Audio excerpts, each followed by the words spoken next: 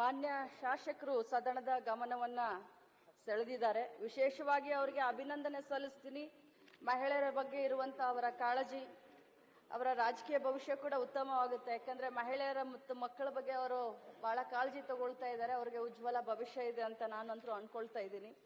ಇನ್ನು ಯಾವ ಶಾಲೆಯಲ್ಲಿ ಅಂದ್ರೆ ಅಂಗನವಾಡಿಯಲ್ಲಿ ಆ ತುರುಕಿಯ ಒಂದು ಪ್ರಾಬ್ಲಮ್ ಆಗಿತ್ತಾ, ನೀಟ್ನೆಸ್ ಆಗ್ಲಿ, ಕ್ಲೀನ್ನೆಸ್ ಆಗ್ಲಿ, ಅದು ಯಾವ ಅಂಗನವಾಡಿ ಅಂತ ನೀವು ನನಗೆ ಪರ್ಟಿಕ್ಯುಲರ್ ಆಗಿ ಬರೆದು ಕೊಟ್ರೆ ಕೂಡಲೇ ನಾನು ನಮ್ಮ ಅಧಿಕಾರಿಗಳನ್ನ ಕಳಿಸಿ ಅದನ್ನ ಯಾವ ರೀತಿ ಹೈಜೀನ್ ಆಗಿ ನಾವು ಅಂಗನವಾಡಿಗಳನ್ನ ಇಡಬಹುದು ಅನ್ನೋದನ್ನ ನಾನು ಸೂಕ್ತ ಕಾಳಜಿಯನ್ನ ವಹಿಸ್ತೀನಿ.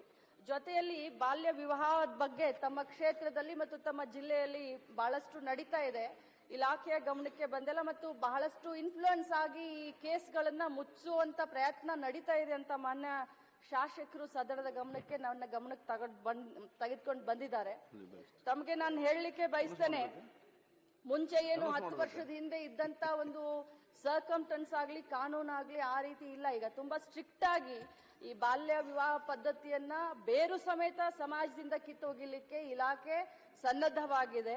ಯಾರನ್ನೂ ಕೂಡ ರಕ್ಷಣೆ ಮಾಡುವಂತದ್ದು ಅಥವಾ ಯಾರ ಒಂದು ಇನ್ಫ್ಲುಯೆನ್ಸ್ಗೂ ಒಳಪಡುವಂತದ್ದು ಸಾಧ್ಯನೇ ಇಲ್ಲ. ತಮ್ಮ ಗಮನಕ್ಕೆ ಆ ರೀತಿ ಏನಾದ್ರೂ ಪರ್ಟಿಕ್ಯುಲರ್ ಕೇಸ್ಗಳೇನಾದ್ರೂ ಬಂದ್ರೆ ನಮಗೆ ನೀವು ನಮ್ಮ ಗಮನಕ್ಕೆ ತೆಗೆದುಕೊಂಡು ಬಂದ್ರೆ, ಆ ರೀತಿ ಯಾರಾದ್ರೂ ಮಾಡಿದ್ರೆ ಅಂತ ಅಧಿಕಾರಿಗಳ ಮೇಲೆ ಕಟ್ಟುನಿಟ್ಟಿನ ಕ್ರಮವನ್ನು ನಾವು ತೆಗೆದುಕೊಳ್ತೀವಿ. ತಮ್ಮ ಈ ಒಂದು ಕಾಳಜಿಗೆ ಇನ್ನೊಮ್ಮೆ ಶ್ಲಾಘಿಸ್ತೀನಿ.